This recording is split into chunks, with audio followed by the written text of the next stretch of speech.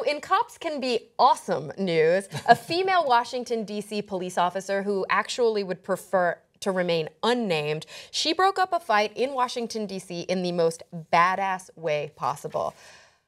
With a dance-off. Check it out. Go, Leah!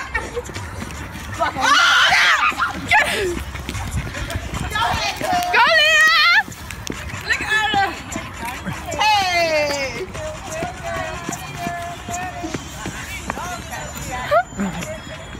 Aliyah, bye. The story here is that Metropolitan police were actually called several officers to a disorderly conduct call. So there were some kids fighting in the street.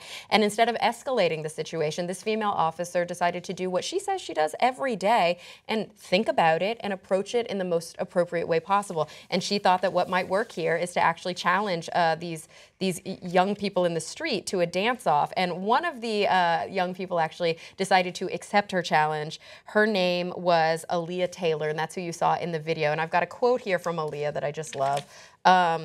Instead of us fighting, she tried to turn it around and make it something fun. I never expected cops to be that cool. There are some good cops. And then she added that she thought the officer had some good moves. Yeah, I would endorse that. I thought she had some moves. I was lucky that she did. Yeah, she could dance, right? She could really That was dance, very cool. yeah. So I love seeing these kinds of stories, and I know that sometimes we have to dig deeper to find these stories, and that's the problem, right? Sometimes in journalism, there's a one-to-one ratio that's not really reflective of life. So I think we have to be careful to say, you know, this is not always the way that things end. It's actually not more common than the alternative. But when we see things like this, I think that we should talk about them. I think that we should promote them, and we should make them a part of conversation so that we can show that they can have a positive outcome. The only way that would have been cooler had she taken off one glove and just had one Michael Jackson. That would be the only way that would have been cool, but I don't know how relevant it would have been to those young kids. Yeah, apparently she was dancing to dating myself. I'm looking here. She was dancing to Nay Nay and Bet You Can't Do It Like Me by D-Lo. Okay. I mean, I'm hip. I rock out to those songs all the time. Oh, the best part of the story, maybe not the best, but a very cool part of the story. Go ahead and throw up the tweet from President Obama himself. Who knew community policing could involve the Nay Nay? Great example of police having fun while keeping us safe. So I'm really glad to see that, you know, our president is condoning this, that he's drawing attention to it, and that he's giving props to this this pretty badass cop. What do you guys think? No, I don't disagree with what you're saying about the negative. You know, the negative is always going to get greater publicity and greater you know, predominance in our mind's eye than stories like that. So I think it's great that those type of stories, or the regular.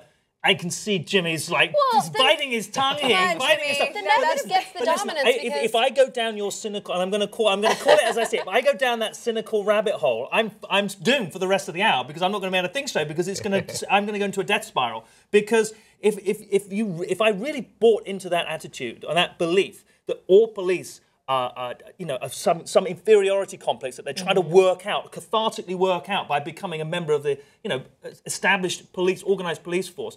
I have to believe that there is an element of, well, we now have every cell phone has a camera, and it's not as though the problem is getting worse necessarily. It's just we're catching it more, and we're highlighting those instances. And I have to believe that those, and as horrible as indefensible as they are, I have to believe that those instances are just that, and that the majority of police officers want to do a difficult job as best they can under hard circumstances. People can come at them. They go into situations every day. I don't have a police family. I don't have a police operating bone in my body, but they go into situations that I would not willingly go into, where they could get shot at. That doesn't condone their activities. So I do believe that you're right, that those, and I think it's great that we can highlight those types of things because they don't get highlighted enough, because otherwise the preponderance is to have all these negative stories, and that becomes the narrative, that becomes the truth. But I think that the reason that the narrative has become abuse by the police, and the reason that that's what we see on the news all the time, is because that is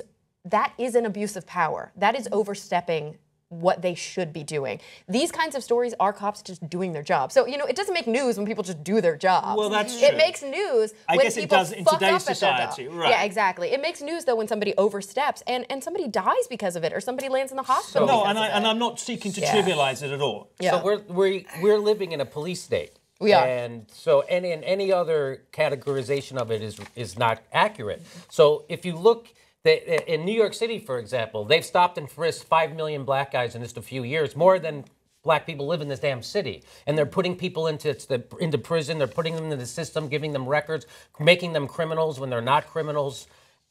New York City had to pay out $750 million in 1 year in police brutality suits. $750 million in 1 year. This is not an isolated incident, right? So, but you never hear about them. Like, for instance, during Occupy Wall Street, when the LA police went and broke it up down there, they took a bunch of people, put them in a garage, made them all kneel down. A lot of people passed out. They peed and they pooed in their own pants. They made them sit there. They sued them. They won $2.2 million lawsuit. You don't hear about that. And those cops didn't get fired. None of those cops. How about the lieutenant in New York City who maced women on camera for doing nothing? Pregnant women. Some of them were pregnant. And he loses a couple of vacation days. So the problem in America is if you don't have a videotape of it, the cop gets off free. That's so true. It's like they're underreported. Police testimony in the courtroom is like, it's like golden. God. Yes, it's like exactly. God speaking. The voice of God came down. I'm totally with you, and I'm starting to interrupt you, but I love your point you just made. They're underreported. We have niche cases. I think this is happening far more